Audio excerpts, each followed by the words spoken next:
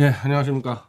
예, 예, 제가 어제도 이 감기 때문에 목이 제대로 안 나와서 좀 여의치 않았는데, 오늘 오전에 이 최대리 회장 쪽 병원에 가서 이 수행을 맞고 좀 많이 좀 회복이 된 것 같습니다. 그래서, 오늘 저녁 정도면 이제 완전히 떨어지지 않을까, 감기가. 그래서 기대를 좀 해보고요. 변희재 이 청춘투쟁. 이 책을 지금 사람들이 이제 못 구해가지고, 왜냐하면 이게 10년 전에 나온 책이거든요. 2014년도에 나온 책이다 보니까 지금 이 최근에 저를 아셨던 분들이 변희재는 과연 대학 때 뭐 30대 때 어떻게 살았길래 지금 이런 모습으로 나타났냐. 대표적으로 송영길 대표가 이 책을 좀 구해달라고 요청한 적이 있었는데, 이 책을 읽으면요, 지금의 이른바 이 촛불 쪽 사람들은 좀 이해가 안 되는 부분이 있을 거예요. 왜냐하면 2014년도에 이 책을 낸 이유는 그 당시 미디어치의 이 보수 쪽 독자들을 위해서 내가 이 20대 주로 이때 대학 때 어떻게 살았는지 그걸 얘기하다 보니까 지금 이 책을 읽으면은 약간 갸우뚱하게 될 것 같습니다. 왜냐하면 지금 이 최근에 저를 안 이른바 촛불 쪽 민주당 지지자들은 보수에서 있었던 변희재를 보고 어떠한 과정을 거쳐서 이루어왔는지가 궁금할 텐데, 이거는 10년 전이기 때문에 제가 안티조선 운동을 하다가 보수로 넘어간 과정은 거의 그 부분이거든요. 대부분이. 그러니까 그 10년 사이의 얘기를 다시 써야 되지 않겠나. 그래서 이 책을 개판하는 것보다는 어,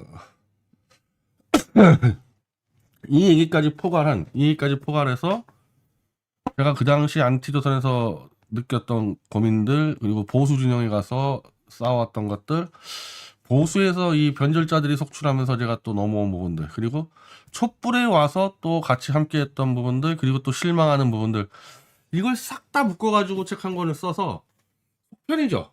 변희재의 청춘투쟁은 2014년도에 나왔으니까, 이게 뭐 제가 30대 후반에 냈으니까, 이제 50대 초반에 변희재의 진실투쟁으로 요 속편을 하나 지금부터 쓰기 시작해서 한 3월 초에, 그리고 물론 이제 이 총선 전국에 대한 이 비전도 얘기하면서 3월 초에 이 책을 하나 좀 내려고 합니다.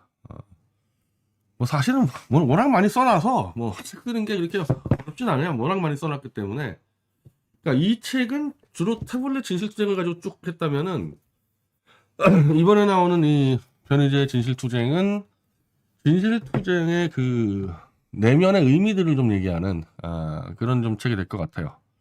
그래서 그걸로 또 미디어치가 총선 전후로 태블릿 가지고 어떻게 승부를 걸지도 모르는데, 태블릿 관련 자금도 좀 마련해야 될 것 같고, 그래서 등등 3월 초에 나올 수 있도록, 3월 초에 나올 수 있도록 제가 책을 준비하겠습니다. 근데 저는 어차피 사실은 출마를 할 생각이 없었기 때문에 이 출판기념회를 뭐 출마 전 뭐 80일 전 어쩌고 한다 저는 뭐 그거 상관이 없고, 어, 그래서 그냥 뭐 저는 출판기념회 안 하면 되는 거죠. 뭐 안 하면 되는 거지 뭐까짓 거. 안 하면 되는 거고, 뭐 하더라도 저는 뭐 제가 출마할 생각이 없다보다는 제가 출마하는 상황까지 안 갈 것 같다, 상황이. 예. 그러니까 지금은 정말 여러 사람들이 직접 어떻게 출마를 해서 국회에 들어가서 터블릿pit을 마무리하면 좋겠다라고 생각들을 많이 하고, 그렇게 또 지원을 하겠다는 분도 많은데, 현재까지 제 입장은 송영길 대표하고 최대집 대표 둘만 국회에 들어가면은 터블릿pit는 한 달 만에 끝난다. 양 진영을 자꾸 그냥 몰아붙이면 끝나기 때문에 제가 들어가는 것보다 그게 훨씬 빨리 끝낼 수 있죠. 왼쪽에 송영길하고 오른쪽에 최대집 들어가서 양쪽에서 협공해버리면 게임 끝나기 때문에 저는 제가 들어간다기보다는 범송영길 세력과 범최대집 세력이 국회에 들어가도록 양쪽을 돕는 게 이거 해결하는데 훨씬 더 빠른 길이란 말입니다. 빠른 길이. 만약에 제가 안 들어가면 이건 일이 안 된다니 도저히. 그럼 제가 들어가야죠. 근데 안 들어가도 충분히 지금 이 송영길 대표나 최대집 대표 이거 완벽하게 알고 있거든요. 이 내용을. 그리고 그분들이 어차피 정치를 끌고 갈 거기 때문에 저는 가능하다 생각해서 뒤에서 돕는 역할을 지금 할 생각이 있어요. 근데 상황이 야 이거 내가 직접 안 가면 안 되는 상황이라 도저히 뭐 그렇게 되면 뭐 도리 없고요. 뭐 그때는 뭐 짐 싸서 들어가야 되는 거고요. 자, 오늘 이 매물쇼의 주제도 이건데 김경률이라는 이른바 디올백 전사가 나타나서 마구잡이로 칼질을 하고 있고 지금 한동훈은 지금 여기서 어쩔 줄 모르고 지금 우왕좌왕하고 있는데 도대체 이게 뭐냐 김경률이가 도대체. 그리고 한동훈이는 또 뭐냐. 얘네들 지금 뭐 하는 거냐 갑자기. 아마 이게 잘 이해가 안 될 거예요. 이걸 이해하는 사람을 제가 어제 만났잖아요. 강진구 기자. 왜 이게 이해가 되냐면은 용화대하고 조중동 재벌을 구분을 하기 때문에 그런 거예요. 저는 계속해서 윤석열 김건희 라인과 조중동 재벌 라인은 다르다고 제가 주장을 하지 않습니까?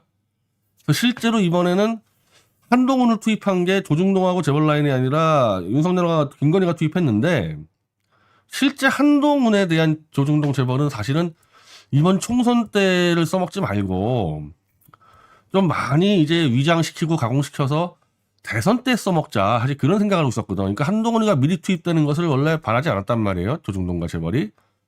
그리고 이 현재 상황에서의 지금 조중동과 재벌이 원하는 거는 김건희를 쳐서 김건희 리스크를 줄이겠다 그러는데 한동훈은 김건희 따까리 아닙니까? 그러니까 안 될 것 같아가지고 이게 반대하다가 김경률이를 먼저 이 투입을 시켜버린 거죠. 자, 김경률 이건 또 뭐냐? 자, 한동훈과 함께 비대위원들의 이 특성은 한동훈과의 인맥관계는 전혀 없고 전부 다 조선일보가 띄어올린 놈들이다. 비대위원 되기 전에 전부 다 조선일보하고 심층 인터뷰한 애들이에요. 그러니까 조선일보가 갖다 박은 애들이란 말이에요, 지금 것들을. 그러니까 당연히 그 중에서 김경률이 현재 그 민경우가 날아가면서 이런 정도 들이받을 만한 인물은 김경률 하나밖에 없으니까 조중동이 김경률을 시켰죠. 너 좀 들이받아라, 세게. 그리고 김경률도 어찌 보면 배신자라고 할 수 있죠. 그러니까 조국에 대해서 잘못된 점을 짚었다. 그건 좋은데 조국에 대해서 잘못된 점을 짚었다고 해서 온갖 조작 날조 수사를 하는 윤석열 밑에 줄 선다는 거나 아니면 그동안에 계속해서 비판해 왔던 보수로 간다는 건 말이 안 되잖아요. 조국을 공격했기 때문에 배신자가 아니라 조국을 공격하는 그 핑계 삼아서 윤석열 밑에 줄 서고 자기들이 그렇게 조롱하고 비판해왔던 썩은 보수 진영에 들어간 그게 배신이라는 거거든요. 그러니까 이런 배신자들의 이 특징은 뭐냐? 자꾸 나는 배신 안 했어요 이 말을 하고 싶어 하는 거야. 자, 저야말로 이제 제가 책을 쓴 게 이 책을 쓴 이유도 그거였는데 저는 안티조선 운동을 했지만 정치적으로는 그 당시 민주당의 맨 오른쪽 라인을 잡고 있었단 말이에요. 그 사람들이 김경재, 조순영, 하나가 뭐 이런 사람들이에요. 지금까지도 저하고 제일 친한 사람도 이 사람들이에요. 그러니까 이 사람들은 그때나 지금이나 김경재, 조순영이 좌파? 그때나 지금이나 보수 우파로 통하는 민주당 인사들이고 결국 나중에 이제 김경재 씨 같은 경우는 이제 박근혜 쪽으로 넘어갔고 하나갑도 넘어갔고 그랬었는데 그러니까 저 같은 경우는 보수 진영에 갔을 때 나는 좌파였는데 내가 좌파 생각을 버렸고 여기서 왔구만 그럴 필요가 전혀 없었던 겁니다. 제가 사상적으로 제가 좌파가 아니었기 때문에 그냥 보수 쪽에서 주장하는 담론을 제가 새롭게 빨리빨리 공부해가지고 취할 거 취하고 버리면 버렸던 상태였는데 저 말고 뉴라이트라고 불렸던 사람들 하태경 같은 사람들 그냥 나는 변절 안 했어요라고 외치는 시간이 자기 주장하는 시간보다 더 많아. 그러니까 보수로 와서 보수가 보기에 도저히 말이 안 되는 좌파 정서에 걸맞는 말들을 수시로 내뱉어. 그러면서 좌파한테 난 아직 변절 안 했어. 이게 거의 생존 투쟁이야. 생존 투쟁. 그래서 하태경이 사실 보수에서 굉장히 우스운 일을 벌였는데 보수 입장에서 볼 때는 쉽게 얘기하면은 통합진보당이 있어요. 이제 해체됐잖아요. 통합진보당 옆에 얼쩡거린 거나 통합진보당과 손을 잡고 같이 연대를 한다. 그러면 그게 범종북 세력이에요. 그래가지고 그 당시에 종북 1개념, 2개념, 3개념까지 나오고 했던 거거든. 종북이 아니면 어떻게 통합진보당 세력을 같이 손을 잡고 선거를 치를 수가 있냐. 그러니까 이 사람 자체는 종북이 아니야. 근데 통합진보당을 비호하고 같이 응원하고 하고 있어. 그럼 그건 종북이다. 광범위하게. 이런 식으로 보수에서 앞론 만들어 가는데 하태경이가 튀어나와가지고 종북을 규정하려면 나한테 허락 맡아라. 그래서 박원순은 종북 아니다. 누군 종북 아니다. 누군 종북 아니다. 하태경이가 종북은 내가 제일 잘하니까 종북 얘기하면 나한테 허락 맡아라. 그래가지고 하태경이 보수에서 완전히 호구 취급당한 적이 있는데 그 정도로 이 좌에서 보수로 넘어가면은 나는 변절 안 했어. 나는 아직까지도 좌파 때 그 철학과 원칙을 갖고 있어. 이걸 외치고 싶어 한단 말입니다. 그러니까 이 김경률 변호사야 너무나 당연하겠죠. 윤석열과 한동훈이가 부풀려 놓은 조국의 비리에 빠져가지고 보수로 넘어갔기 때문에 김건희의 주가 조작과 명품백에 대해서 김경률은 이 파렴치한 보수 변절자들처럼 김건희 만세 찬양을 할 수가 없는 겁니다. 예. 그러니까 이걸 가지고 계속 긁어댈 수밖에 없는 부분들이 있어요. 그리고 이거를 조중동과 재벌이 이용하는 거지. 이 사람 그 참여연대 회계사잖아요. 그 참여연대 출신인데 그 재벌에 꽤 많이 들어가 있더만. 근데 그래가지고 참여연대 출신 SK에 들어가 있는 사람도 SKT에 들어가 있는 사람 해가지고 연결해가지고 한번 해본 거 아닙니까? 그러니까 참여연대도 썩어 빠진 거지. 완전 썩어 빠진 거지. 참여연대 일하면서 재벌하고 줄 서가지고 재벌 회사에 들어가 있다니까. 참여연대 출신들이. 이 사람이 김경률 이거 참여연대에서 회계사 했다면은 재벌하고 얼마나 가깝겠어요, 사실. 거의 재벌 편이라고 봐도 되겠지. 그러니까 조중동하고 재벌이 김경률을 딱 잡고 네가 김건희 들이받아라. 지금 보수 변절자 놈들은 김건희한테 아부 하나를 못하지 않냐. 네가 좌파니까 네가 들이받아. 그래서 세게 들이받아버린 거지. 세게 들이받아버린 거. 근데 그러면 한동훈은 또 뭐냐. 자, 오늘 주간조선에서 야, 이거 도대체 김경률이의 마포의 출마는 누가 지시한 거냐? 김경률이 독자 판단이냐? 한동훈이가 지시한 거냐? 김경률이 말이 바뀝니다. 처음에는 한동훈이 지시라고 얘기하다가 갑자기 말이 바뀌면서 자기가 결정했다. 한동훈이는 우왕좌왕 말이 없어요. 이 얘기는 뭡니까? 이 얘기는 김경률의 마포 출마는 김경률의 독자 판단도 아니고 한동훈이 시킨 것도 아니고 얘네 뒤에 배우 세력들이 시킨 거야. 얘네 뒤에 배우가 시켰기 때문에 누가 시켰는지 모르는 거야, 서로. 김경률 헷갈리는 거고. 그리고 조중동하고 재벌이 시킨 겁니다. 김경률하고 한동훈에게.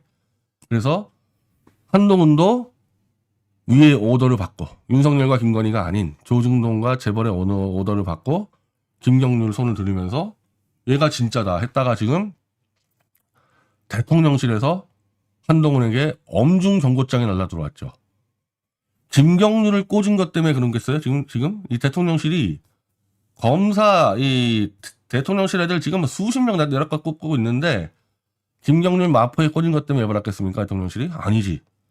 김경률이가 마포에 꽂히는 과정에서 김건희 목을 치러 달려들었는데 그걸 한동훈이가 손을 들지 않았습니까? 김건희 입장에서 한동훈에게 뒤통수 맞은 거잖아요. 그래서 한동훈에게 엄중 경고장을 날려버린 거고 얘네들은 지금 이제 헤매고 있는데 김경률은 내가 볼 때는 계속 그렇게 갈 수밖에 없을 겁니다. 김건희 치면서 갈 수밖에 없을 거예요. 이 김경률은 조중동과 재벌이 뒤를 봐주기 때문에 얘 날아가잖아요. 한 자리 또 얻을 수 있기 때문에. 그런데 문제는 한동훈이지. 한동훈은 실제로 김건희 시다바리 역할을 했다는 게 카톡을 300번을 김건희하고 주고받고 이미 그때 끝난 거 아니겠어요? 저는 민주당이 자정신 가진 야당이면은 한동훈하고 김건희가 카톡 300번 했다. 그것만 가지고도 한동훈, 김건희 충분히 날릴 수 있었다고 보거든요. 우리가 일반 상식적으로 직장 상사가 연락 안 된다고 그 부인한테 연락하는 경우가 몇 번이나 있습니까? 내가 내 주변에 얼마나 많은 사람과 같이 일을 하고 있어요. 얼마나 많은 사람. 보수면 보수, 촛불이면 촛불. 내가 그 사람의 부인의 전화번호를 아는 사람이 없어. 진짜야. 한 명도 없어. 정말 내 주위에 얼마나 이 업무적인 파트너가 많겠어요. 나보다 윗사람도 있을 거고. 애초에 나는 그 부인의 전화번호를 아는 사람이 한 명도 없어. 자, 우리 미디어치 하면은 그 유명한 선글라스맨 오영국 대표 8년 동안 자기 부인하고 같이 집회 다녔기 때문에 오영국 하면 그 부인이 오영국인데, 그렇게 해도 내가 그 오영국 대표 사모님 전화번호를 몰라. 내가 8년 동안 100번 넘게 만났을 거 아닙니까? 그 오영국 대표 플러스 알파 그 사모님 자체를. 근데 사모님 전화 모른다니까? 내가? 근데 어떻게 한동훈은 윤석열의 와이프하고 카톡을 300번을 주고받습니까? 이거는 따까리란 얘기지, 따까리. 근데 지금 이 따까리가 조중동과 재벌에 의해서 툭 한번 김건희를 친 겁니다. 국민이 걱정할 부분이 있어. 툭 한번 치니까 그냥 대통령실이 이 따까리가 어디다 대고 덤벼서 죽고 싶어 해가지고 지금 한 방 쳐버린 거거든요. 그러니까 이제 한동훈이 과연 이 판에서 버틸 수 있을까? 저는 이러저러한 문제 때문에 애초에 한동훈이가 총선 때까지 못 간다 그랬잖아요. 이 거대한 이 세력 싸움에서 한동훈은 살아날 수 있는 용기도 없고 지혜도 없고 아무것도 없어. 얘는 그냥 어디다 줄 서를 헤매고 있을 뿐이지. 자, 엄밀히 말하면 김건희 특검법을 안 받겠다고 선언한 이상 선거 전술상 김건희 얘기하면 안 돼요. 원래는 그냥 가야 돼. 자꾸 이런 식으로 한동훈처럼 국민이 걱정할 부분이 있다 그러고 김경률처럼 김건희 부끄럽다 이러면은 야, 여론이 어떻게 움직입니까? 니네 왜 특검법 그거 왜 안 받냐 그러면은 내가 김경률하고 한동훈 관련 댓글 쫙 보니까 다 그거야. 100%가. 니네 김건희 부끄럽고 김건희 문제 있는데 특검법 왜 안 받냐. 오히려 얘네들의 모순점이 터져버려요.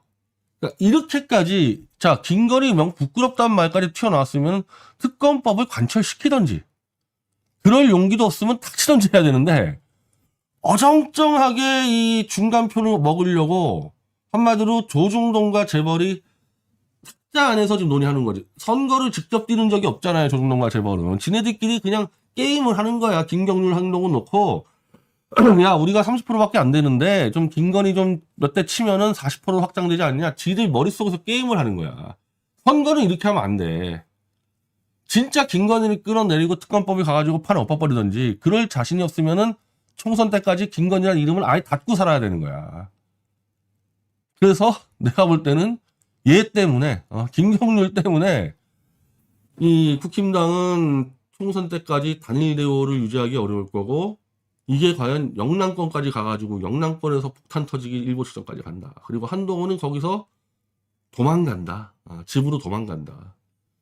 그런 전초전을 지금 보여주고 있는 거죠.